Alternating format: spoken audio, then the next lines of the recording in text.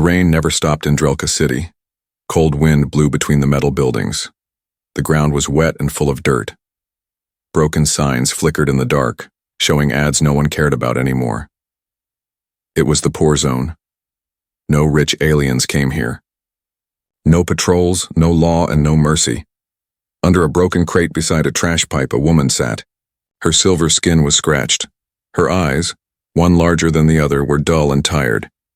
She wore nothing but a torn robe. Her hair was wet, sticking to her thin face. Her name was Zheyla. She used to be someone, a noble daughter. Part of House Izran, one of the richest alien bloodlines. But not anymore. They said she was born wrong. Her face was not perfect. Her body too soft. Her voice not sweet enough. Useless for marriage. Useless for work. Not beautiful enough to be seen in public. So they threw her out like trash. Now she had not eaten in 2 days. Zheyla pulled her knees to her chest and tried to stay warm. Her hands shook. Her body was cold. But her heart hurt more. Not just from hunger, but from shame. Her own mother had told her she was a mistake. Her own sister slapped her when she cried, and her father? He didn't even look at her face when they told the guards, take her out. Anywhere, just not near our home. So they left her here. In the street. Like garbage. One guard had even laughed. Enjoy the city, freak. Now it was night again. And the city didn't care she was still alive. Suddenly heavy boots splashed through the water. Zheyla flinched. She thought maybe someone was coming to beat her, steal from her, or worse. She pulled the crate tighter over herself and stayed quiet, but the steps stopped near her. A shadow stood above her. She dared not look up. Then, something heavy landed on her shoulders. A coat, warm, thick, human-made. She looked up, afraid. He was tall, with tired eyes and short dark hair. His beard was rough. A scar crossed one eyebrow. His clothes were simple, grease stains and tools hanging from his belt. He looked like a worker, maybe a mechanic. But his eyes were kind. You'll freeze like that, the man said softly. Zheyla blinked. No one had spoken to her kindly in weeks. Why would you help me? She whispered. Her voice cracked. He crouched down slowly. Because you're someone. She couldn't believe it. She had heard so many things in the last month, ugly, cursed, trash, streetworm. But this human called her someone. I don't have anything, she said. No money, no skills, not even a home. The man didn't answer right away. He simply nodded toward the alley. My place is not much, but there's a roof, a heater, some food. Zheyla stared at him. Was this real? Or some kind of trap? Why would a human help me? She asked. He gave a half smile. I fix things. Machines mostly. Sometimes people, too. She didn't know why, but she stood up. Her legs were weak. She almost fell. But the man caught her arm gently. I'm Cal, he said. Zheyla, she replied. And together they walked through the cold rain, one slow step at a time. Behind them the lights of Zheyla City flickered. The street didn't notice she was gone, but maybe someone finally did. Zheyla had never felt warm before. Not real warmth. Not the kind that touches the skin and sinks into the bones. She opened her eyes slowly and saw a small metal ceiling, rusty but safe. A dull yellow light hung from a cord.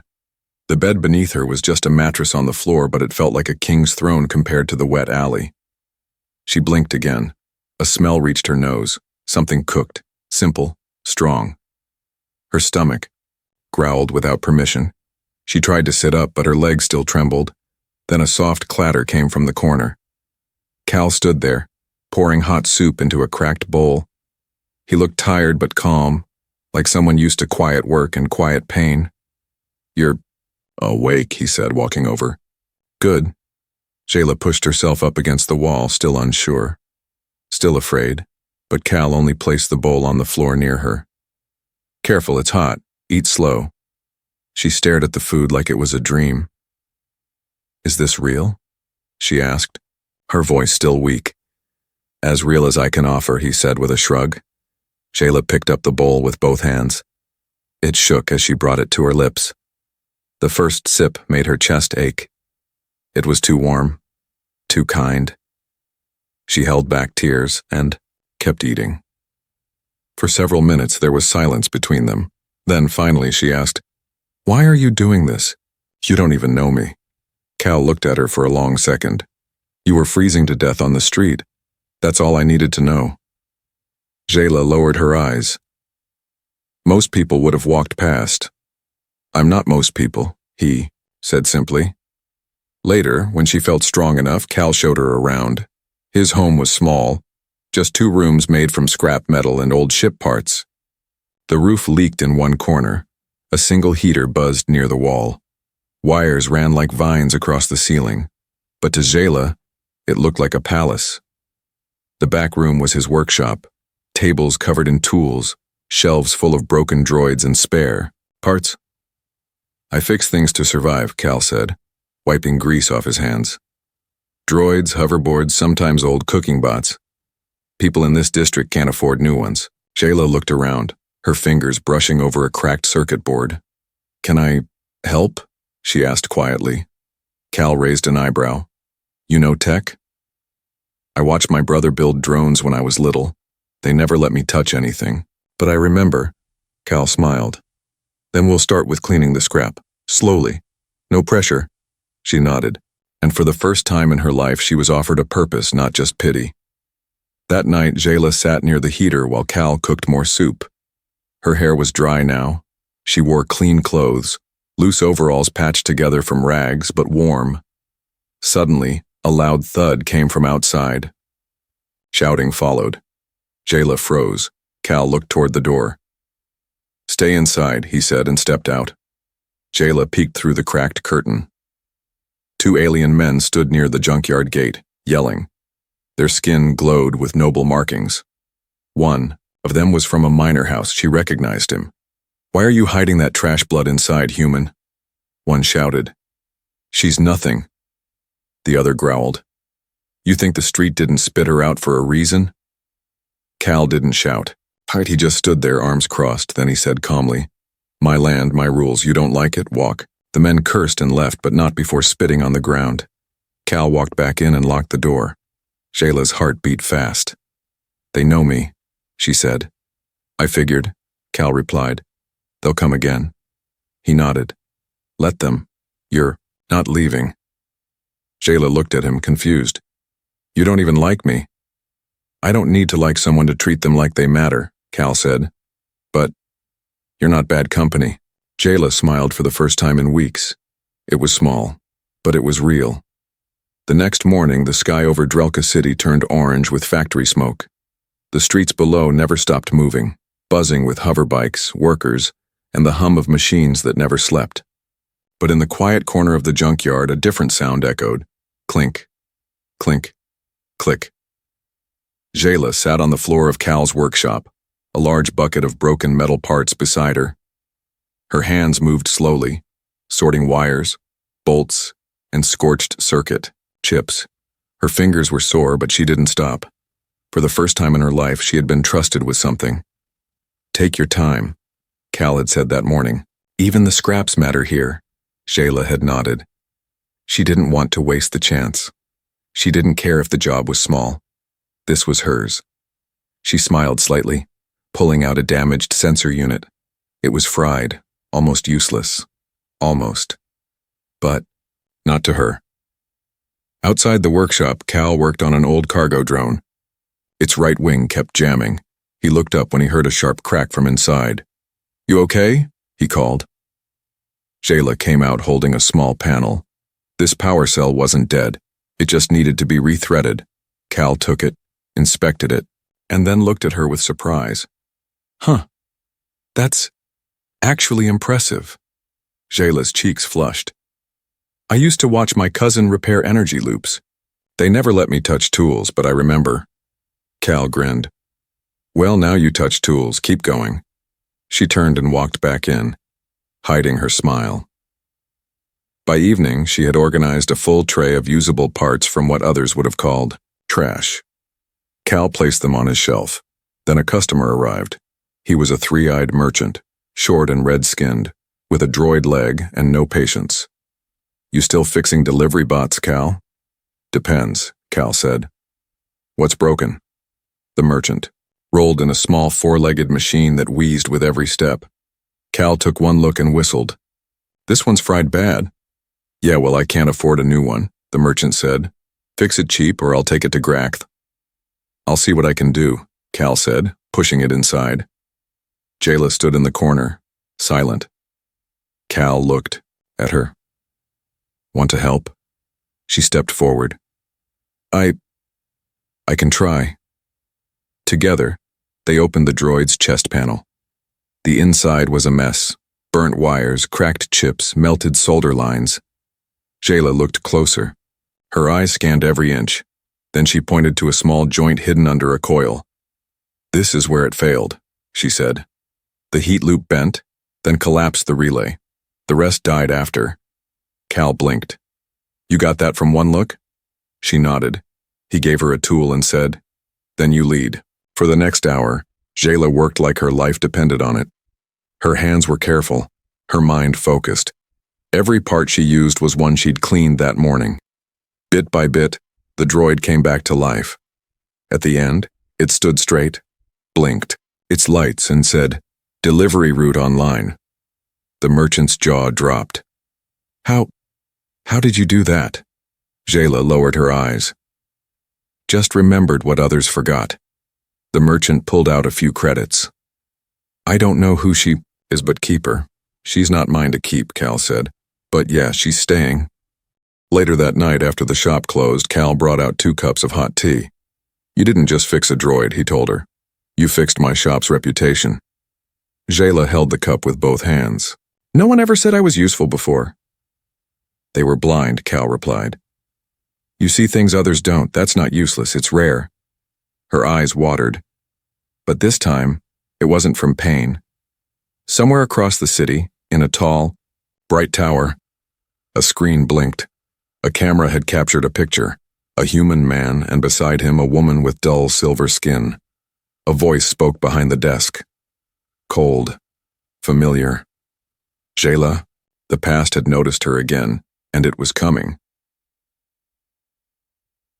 The air in Zheyla City felt heavier that morning. Zheyla didn't know why, but something in her chest told her something was coming. She stood outside Cal's workshop, brushing metal dust off her sleeves.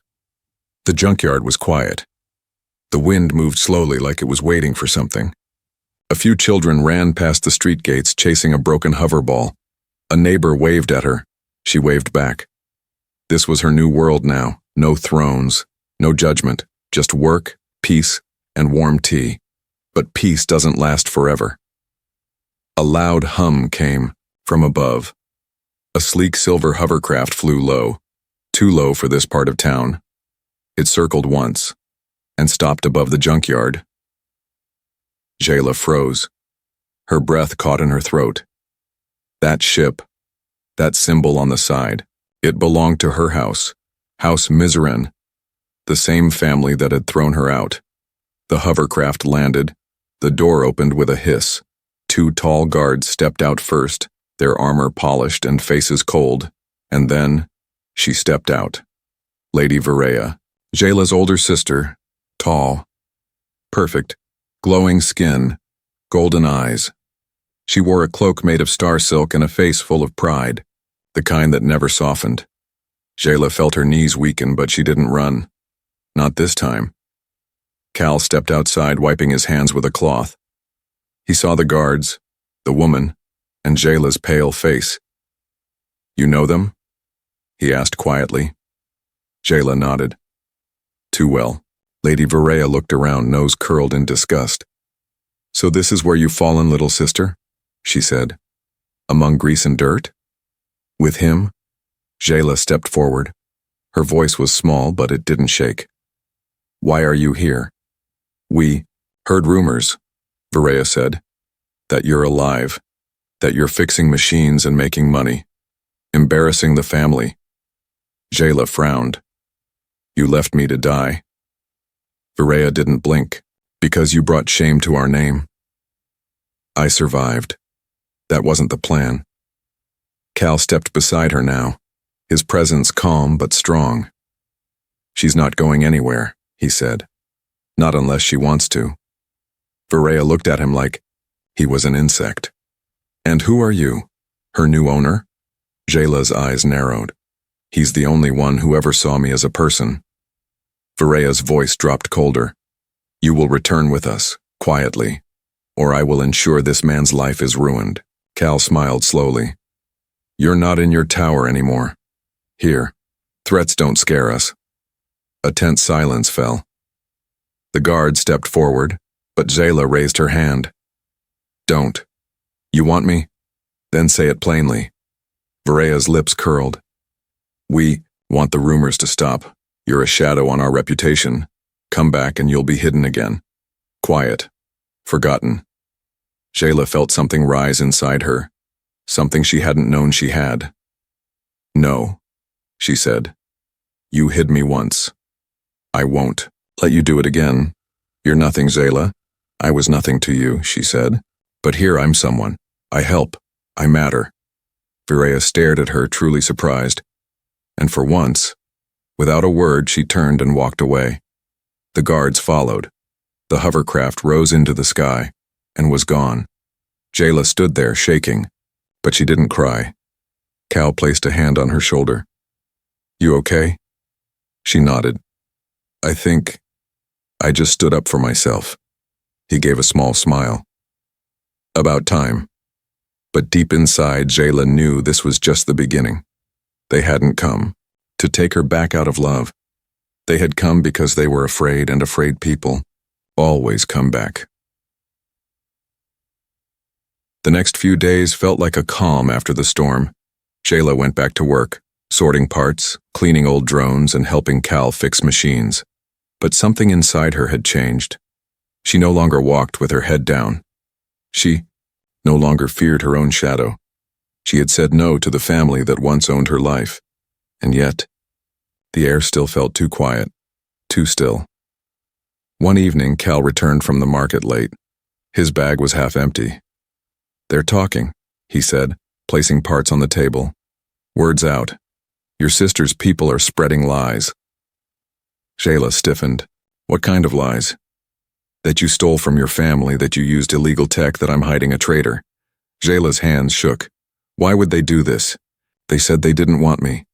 They want silence, Cal replied. And you've become loud just by existing. That night, Cal stayed up fixing an old hover lifter while Zheyla rested. But sleep didn't come easy. Her dreams were full of shadows, whispers of her past, broken memories, and her sister's cold eyes. At midnight, a loud bang woke her. Then smoke. Zheyla ran out coughing. Flames licked the edges of the workshop. One wall had already collapsed. Sparks danced in the air like angry spirits. Cal! She shouted. He was outside, coughing, trying to fight the fire with a small hose. Neighbors ran to help, but it was too late. By dawn, most of the shop was destroyed. Zheyla stood beside the ashes, tears in her eyes. Tools, droids, work. All gone. I'm sorry, she whispered. Cal looked at the ruins quietly.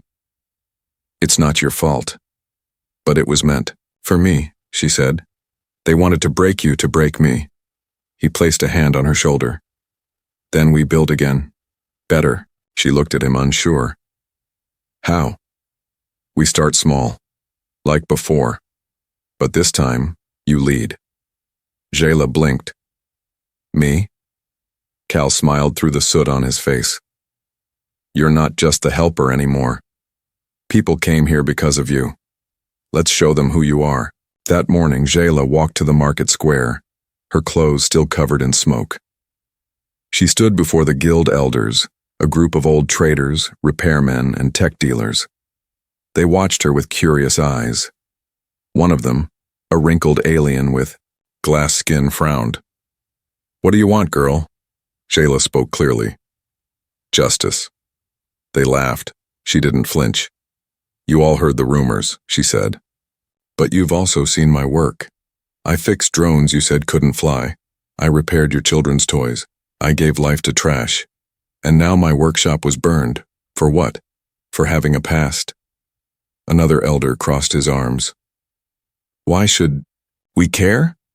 Because if it happens to me today, she said, it can happen to any of you tomorrow. My family is rich. They think they can silence anyone. Even here, the crowd murmured. An older woman in the back stood up. She fixed my farming bot. No one else could. She's right. Another voice. Her work is honest. Another. We can't let outsiders control us. The vote was fast. The guild placed her name on the market board, a rare honor. It meant she was protected by the district. Recognized. Respected. Cal met her outside the hall. You did it, he said. I only told the truth, Zheyla whispered. And sometimes that's all you need. But even with the support of the people, they both knew something. Her sister wouldn't stop now. They had tried to burn her past. Now they might try to erase her future. The workshop smelled of smoke and fresh hope. Zheyla sat cross-legged on the floor, surrounded by scrap. Her hands moved quickly, confidently. Wires twisted through her fingers like threads in a loom. Small lights blinked around her, tiny broken drones waiting to be reborn. Beside her, Cal adjusted the new roof panel. It wasn't perfect, but it didn't leak. And that was good enough. They had lost much. But not their will. After the fire, many in the market came forward to help. A neighbor brought extra tools. A merchant offered old steel plates. Even children brought broken devices, saying softly, "Maybe you can fix this?" Zheyla had nodded every time. She took each piece like a gift, not a burden. She didn't just want to rebuild what was lost. She wanted to create something new. One evening, as she worked on a power unit, an idea sparked. Her mind drifted back to her brother's drone models, sleek, expensive, and soulless. Then she looked at her own messy pieces. Not beautiful, but full of potential. What if a drone could feel? She whispered. Not just follow commands, but sense danger, learn emotions. Cal looked up. Like a guard dog? No, like a partner. She worked all night. Days turned to weeks. Zheyla built in silence, her eyes focused, her hands steady. She didn't copy the drones she once saw in her family's palace. She made something new, part machine, part instinct. Her design used recycled memory cores, heat-sensitive plating, and emotion trigger circuits from old medical bots. She shaped it with care, like it was alive. And then one evening, it blinked. The drone hovered gently, shaped like a small metallic bird, its head tilted at her voice. Its sensors reacted to her smile. When she frowned, it beeped softly, as if concerned. "I'll call you Echo," she said. It chirped. Cal stepped forward and stared at the drone. "Zheyla, this is something else," she smiled. "I don't want to make machines, I want to make companions." Soon, word spread again. Not just that she fixed bots, but that she created one that responded to feelings. People came from other districts. A merchant offered credits to buy Echo. Zheyla refused, but she offered to make others. Each unique, each bonded to its user. Requests flooded in. A blind elder wanted a drone that could guide her. A mother needed one to monitor her baby. Even the security patrol asked if Zheyla could design soft alert drones for crowd safety. Zheyla stood in her workshop, now bigger, cleaner, full of new faces and voices, and felt something deep in her heart. Not pride, but peace. For once, she was not surviving. She was shining. But peace has a price. That same night, as she shut the gate, she saw it. A message burned into the wall with plasma ink. Know your place. Beside it was a seal, the mark of House Miserin. Zheyla touched the symbol.